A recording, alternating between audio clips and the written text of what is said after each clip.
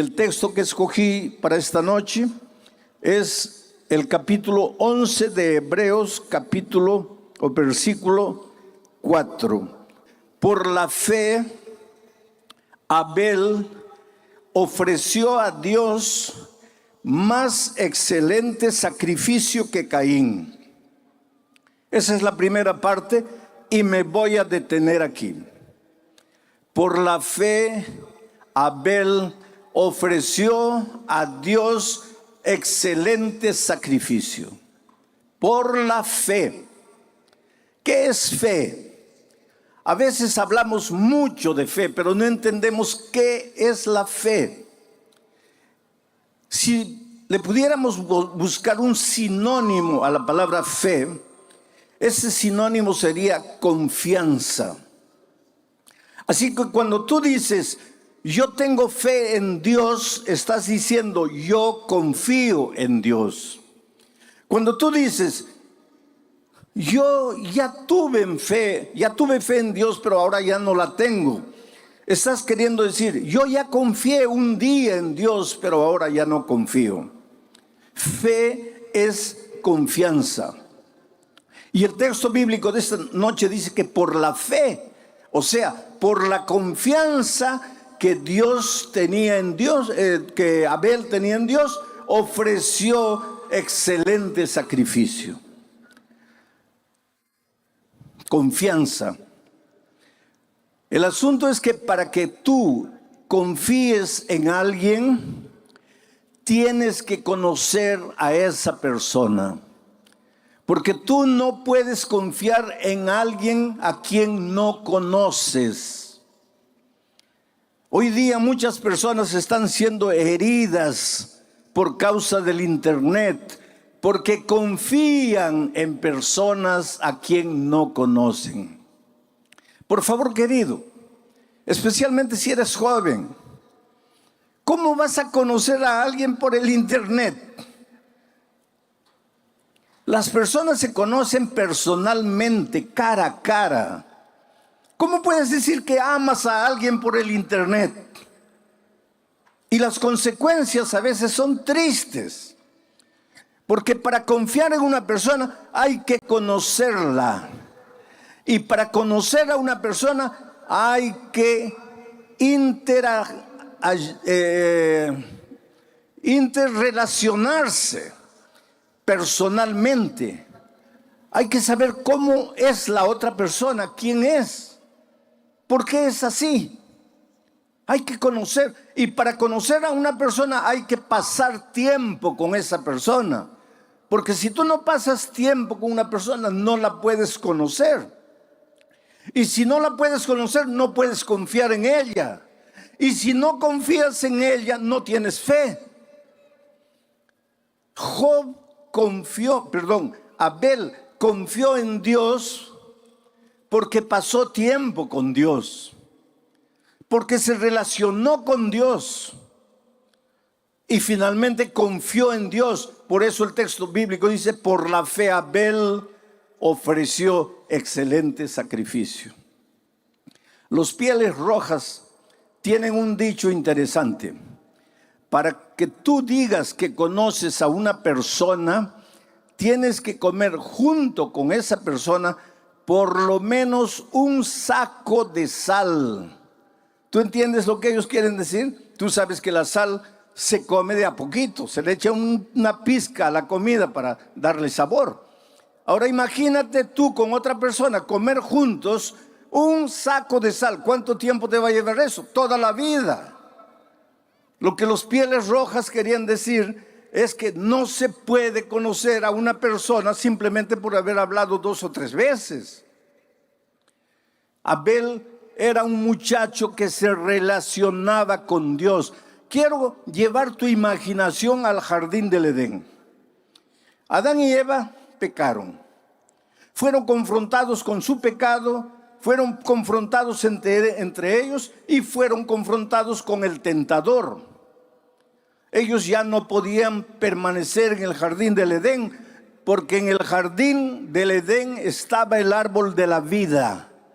Y si ellos siguiesen comiendo del árbol de la vida, vivirían eternamente, pero vivirían como pecadores. Tú ya te imaginaste, si el pecado se prolongase eternamente, sería una tragedia. Por lo tanto, ellos tenían que salir del jardín del Edén. Y salieron. Y el texto bíblico de Génesis dice que Dios colocó un querubín con una espada brillante en la puerta del jardín. ¿A dónde se fueron Adán y Eva? Salieron del jardín para vivir fuera del jardín. Se alejaron de Dios, pero podían ver el jardín y podían ver al ángel guardián del jardín. Y cuando Caín y Abel nacieron, Adán y Eva los llevaban de pequeñitos a la frontera del jardín y de lejos les mostraban a los hijos y les decían: nosotros vivíamos allí, éramos felices, éramos perfectos, no había dolor, no había calor, no había frío, no había necesidad. El trabajo no era pesado como ahora para nosotros. Todo era paz, todo era armonía. Y seguramente que los hijitos le preguntaban: ¿y por qué ustedes salieron de ahí? Y ellos con lágrimas en los ojos les explicaban: es que nosotros hicimos algo que no debíamos hacer.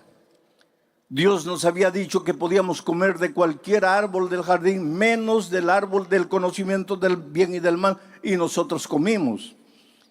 Y tuvimos que salir porque el pecado tiene consecuencias. Oh querido, quisiera que esta noche tú colocases en tu mente y en tu corazón una verdad incontestable. El pecado tiene consecuencias. Y te lo voy a explicar de una manera irrisoria. Imagínate que tú te arrojas del 20º piso porque decides quitarte la vida. Y allá por el 10º piso te arrepientes del pecado que estás cometiendo, de quitarte la propia vida. Y clamas a Dios: Señor, perdóname. Ahora, conociendo la misericordia y el amor de Dios y sabiendo que Dios es un Dios siempre pronto, listo a perdonar, ¿tú crees que Dios te perdona o no te perdona en el momento que tú dices Señor, perdóname? Claro que te perdona. Estás perdonado, pero ya estás cayendo por el 9º piso. Perdonado. Vas a llegar al suelo. Perdonado, pero vas a morir, porque el pecado tiene consecuencias.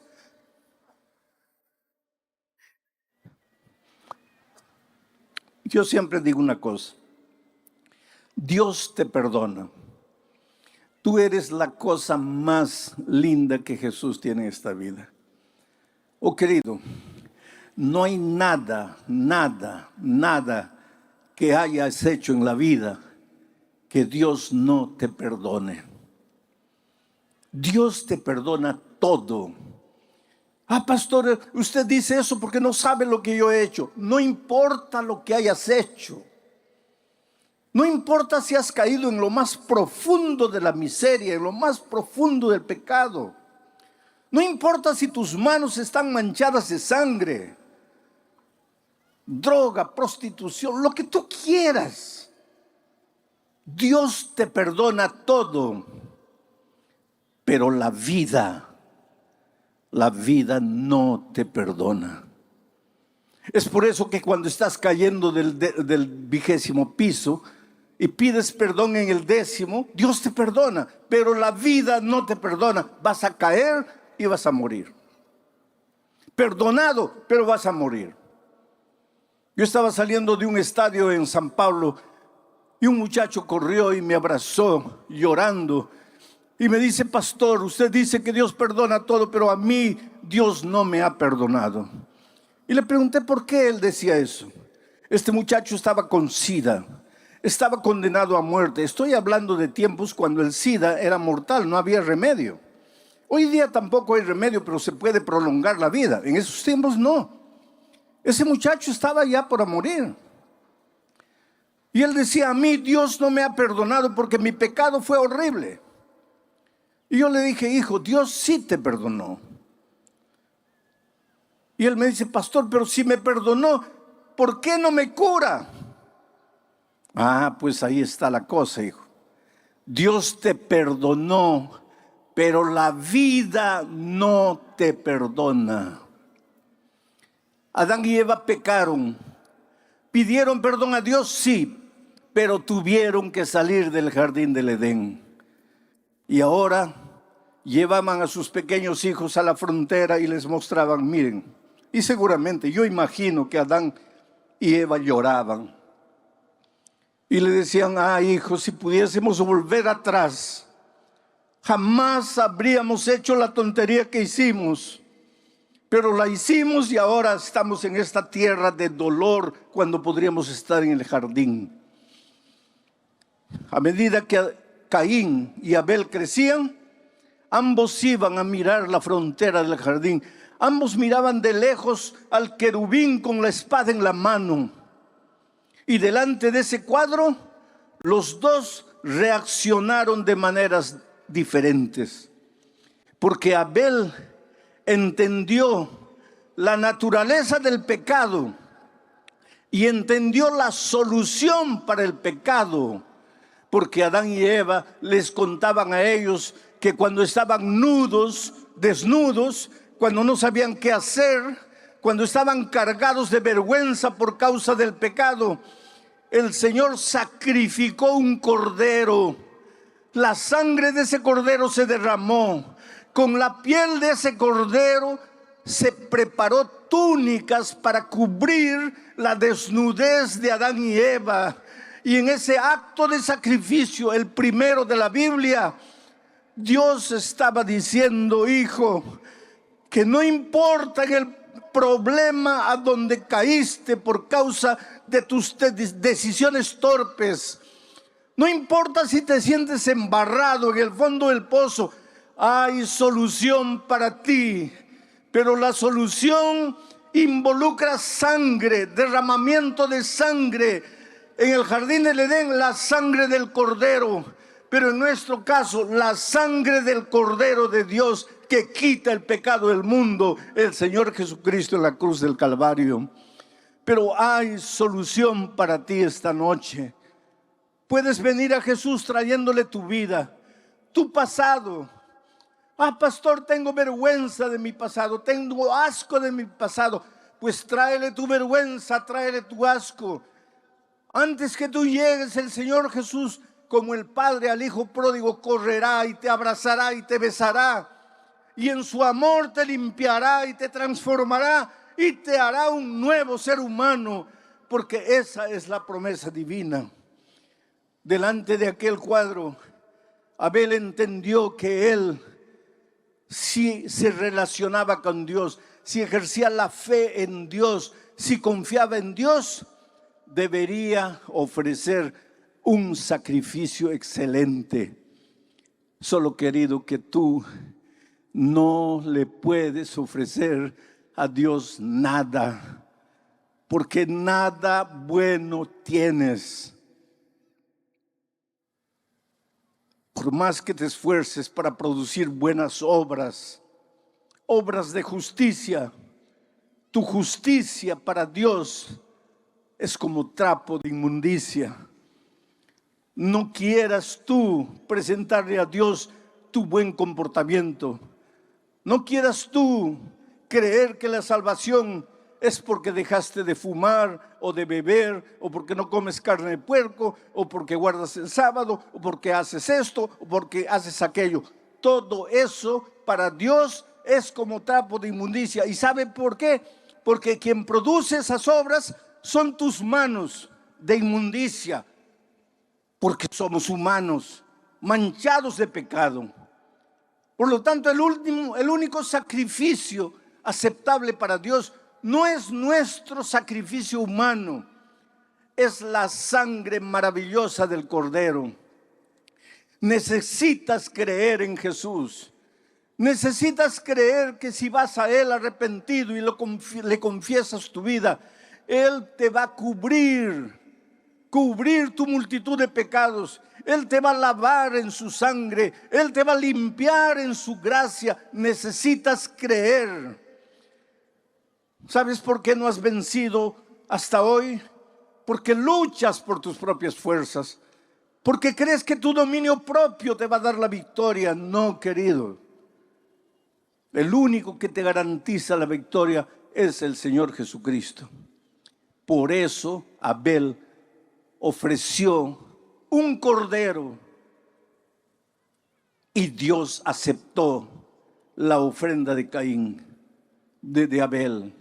Mientras que Caín ofreció el fruto de sus manos, el fruto de la tierra, y Dios no aprobó el esfuerzo humano.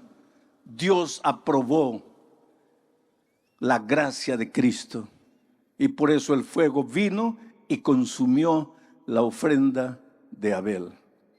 Pero el texto sigue diciendo, vamos a volver al texto, por favor coloquen en la pantalla.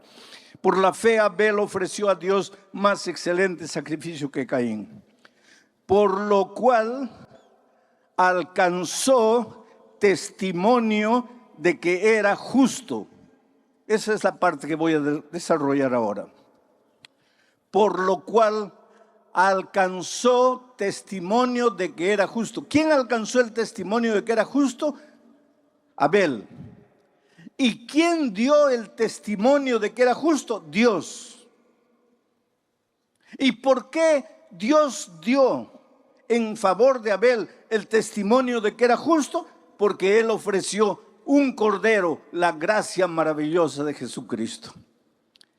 Nota que el texto, pueden sacar el texto, no dice que Abel se declaró justo, porque el justo nunca cree que es justo. El verdadero justo siempre se siente pecador. Yo me preocupo cuando veo a algún cristiano que se siente justo, o por lo menos se siente con el derecho de acusar al pecador, de mirar al pecador, de juzgar al pecador. ¿Qué derecho tienes tú de apuntar el pecado de tu hermano? Mira la viga de tus ojos, no mires la paja del ojo de tu hermano. Tú no eres justo. Abel no dijo, yo soy justo porque Dios aprobó mi sacrificio, sino que Dios dio testimonio de que era justo. Dios el justo. Ahora hay una cosa. Abel llevó un cordero, creyó en la sangre de Jesús, creyó en la gracia de Jesucristo, pero enseguida Dios dijo, este hombre es justo. Justo es aquel que anda en la justicia. Justo es aquel que hace obras de justicia. Pero Abel no hizo las obras de justicia con sus esfuerzos propios. Abel obró las obras de justicia porque creyó en la gracia maravillosa de Cristo. Por favor, nunca pienses que tú puedes salvarte por tus obras de justicia humana. Pero tampoco pienses que porque eres salvo por la gracia de Cristo, puedes vivir como tú quieres. No. A partir del momento en que Jesús te limpia, te purifica de tus pecados, te prepara para andar en las obras de justicia. Porque Dios es un Dios justo y quiere que sus hijos caminen por los caminos de justicia. Por eso en el Salmo 23, David dice que el buen pastor conduce a su rebaño por las veredas de justicia. ¿Y dónde encuentras tú el concepto de la justicia desarrollado? En la palabra de Dios. ¿Quieres saber en qué consiste la justicia? Ve a la Biblia, estudia la Biblia. Encuentra lo que Dios desea de ti, lo que Dios te pide, y haz lo que Dios te pide, no para salvarte, sino porque has sido transformado por la gracia de Cristo y ahora te deleitas en hacer su voluntad. Es por eso que cuando Jesús estuvo en esta tierra, miró y dijo: si me amáis, si ustedes dicen que me aman, si ustedes dicen que yo soy la cosa más linda que ustedes tienen, entonces guarden mis mandamientos, hagan mis obras de justicia, anden en mis caminos. ¿Por qué los seres humanos creemos que la gracia está separada de las obras? ¿Por qué pensamos que el que se salva por la gracia no tiene que realizar buenas obras? ¿O por qué hay cristianos que piensan que la gracia es barata, que las obras son las importantes? Pero si es tan simple de entender. Cristo te salva por su gracia, pero lógicamente que ahora has sido salvo por la gracia, tienes que andar en sus caminos, tienes que hacer su voluntad, tienes que obrar obras de justicia. Ahora, ¿cuál es el sacrificio que tú tienes que entregar al Señor Jesucristo?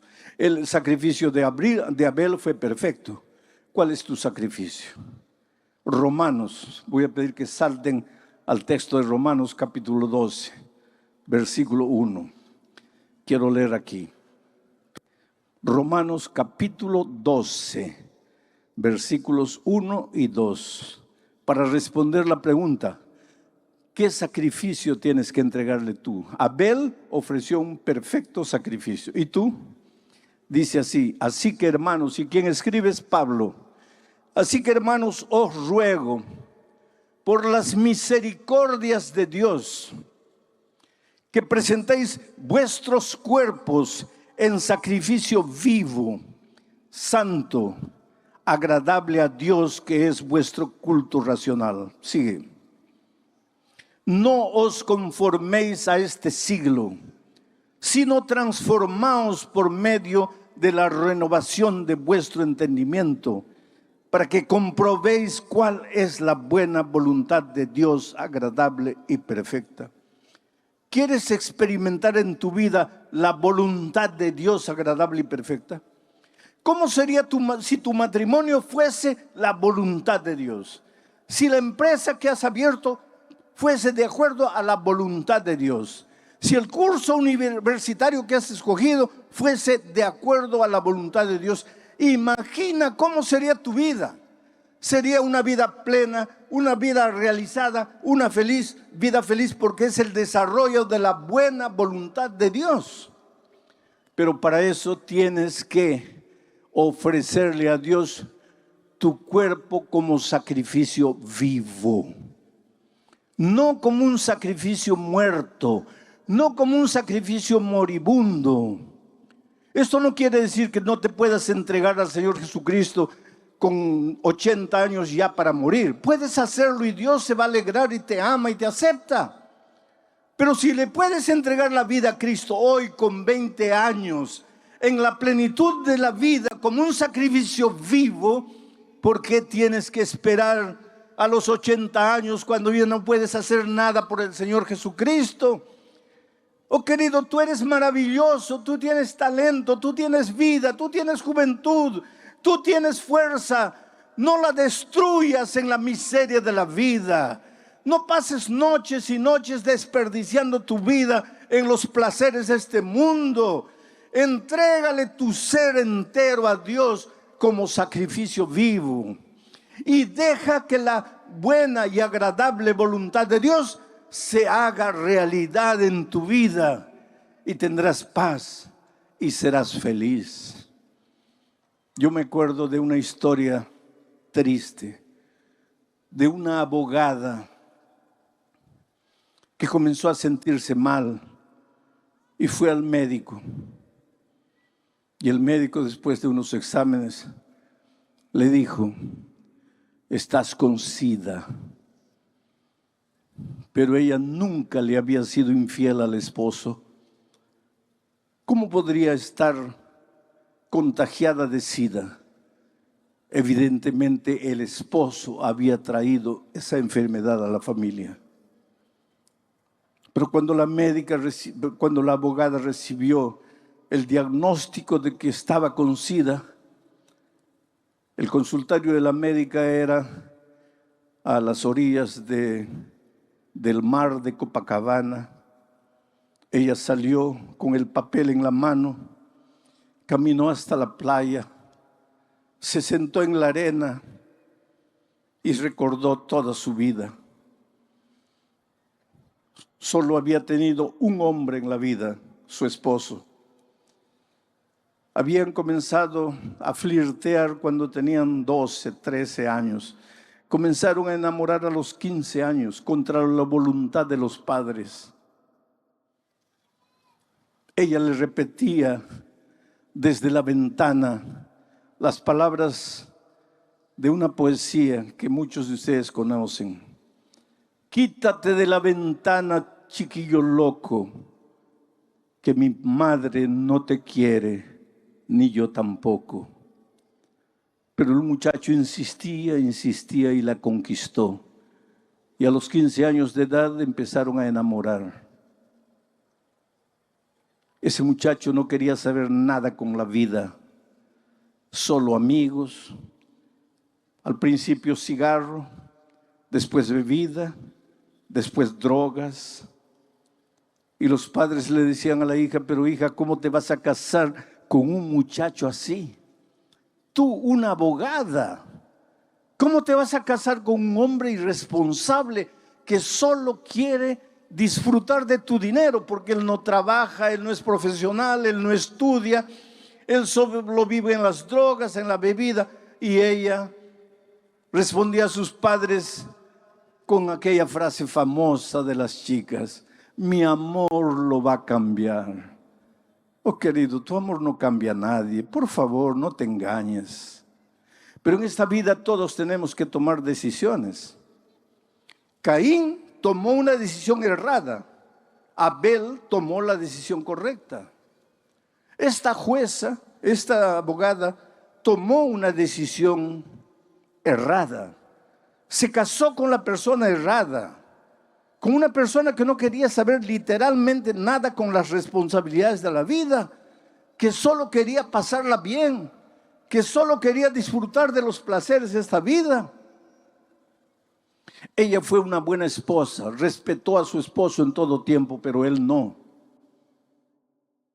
Y ahora ella estaba con SIDA. Estoy hablando de tiempos antiguos, vuelvo a repetir, cuando no había remedio ni prolongación de vida para los enfermos de SIDA. Ella volvió para la casa. Él no estaba. Ella esperó hasta las 11 de la noche. Él no llegaba. Ella sentada en la sala, cuando a medianoche él apareció. Y él sabía que su esposa había ido al médico. Y él sabía que ese día le darían los resultados a la esposa. Y él sabía que ya estaba con SIDA y que la única persona que podría haber pasado la enfermedad para ella era él. Por eso cuando él abrió la puerta y vio a la esposa sentada en la sala, lo primero que hizo fue caer de rodillas y decirle: querida, me perdona, por favor, perdóname.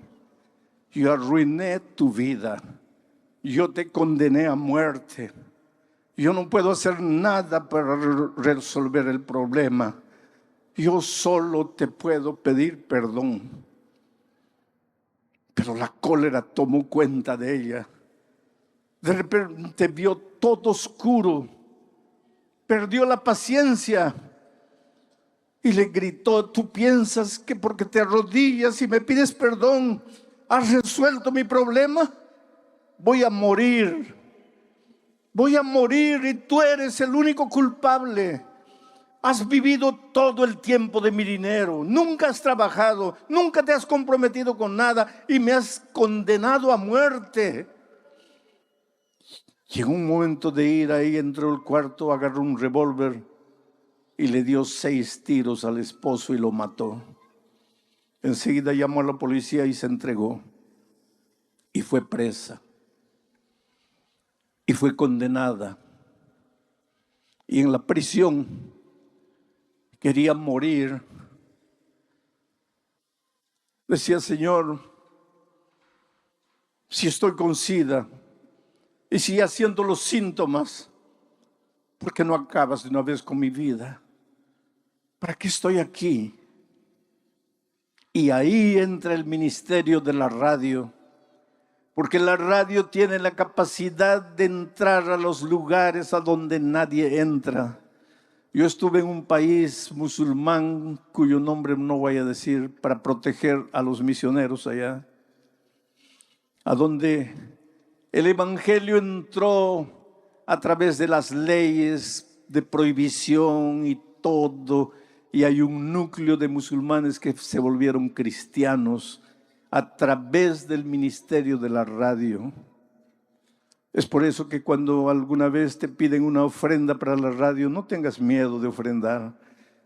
La radio puede llegar con el evangelio a los rincones más apartados, y la radio llegó a la vida de esta abogada con el evangelio en su momento de desesperación, y ella entendió que Jesucristo era Dios, y con los hombres no podrían hacer, Jesús podría hacer, y que el milagro maravilloso de Cristo tal vez no sería curarla del SIDA, mas curarla del alma, para enfrentar la muerte sin miedo y sin temor, con la esperanza de encontrarse con Jesucristo cuando Él viniera.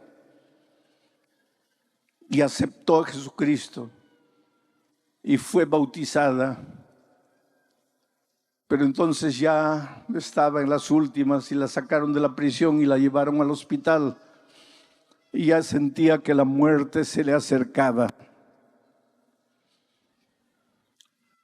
Y entonces cuando el pastor la visitó, ella le dijo: pastor, yo no tengo miedo de morir, porque en la Biblia aprendí que los cristianos no morimos, solamente dormimos hasta la segunda venida de Cristo, y que cuando Cristo venga, yo resucitaré para encontrarme con el Señor Jesús. La más grande decisión que he tomado de mi vida fue aceptar al Señor Jesús y bautizarme. Y le dijo: anoche tuve un sueño. Soñé que estaba siendo juzgada y que el diablo vino y le presentó todas las acusaciones contra mí. Muchacha torpe, no le hizo caso a sus padres cuando era joven, mientras se enamoraba con un don nadie. Muchacha torpe porque cuando vio la vida promiscua que el marido vivía, no se separó. Y finalmente muchacha torpe porque agarró un revólver y le quitó la vida al esposo. Y entonces en su sueño ella vio al Señor Jesucristo acercarse al Padre y decirle: todo esto es verdad, pero lo que el diablo no dice es que ella aceptó mi gracia, aceptó mi sangre, aceptó mi sacrificio y fue bautizada. Por lo tanto yo escribo: perdonada y salvada. Esa es la maravilla de Jesús. No importa quién eres, dónde vives, qué haces, cómo vives. No importa tu pasado escrito lleno de garabatos. Dios te ama. Dios te ofrece la oportunidad de reconstruirte por dentro, de arrancar de tu corazón el odio, el rencor, el resentimiento que te está matando a ti. Por eso esta noche te voy a hacer una invitación. Esta invitación es para aquellos que ya se han preparado, han estudiado la Biblia y tal vez están listos para ser inclusive bautizados hoy. Pero esta invitación también es para aquellos amigos que han venido tal vez por primera vez para escuchar la palabra de Dios y quieren aceptar el sacrificio de Cristo, y como Abel quieren hacer la más grande decisión de la vida, ofrecer su ser entero en sacrificio en los brazos del Señor. Si tú quieres ser bañado por la gracia maravillosa de Cristo, te voy a pedir que te levantes, salgas de las tribunas, de las sillas que están abajo, y vengas aquí adelante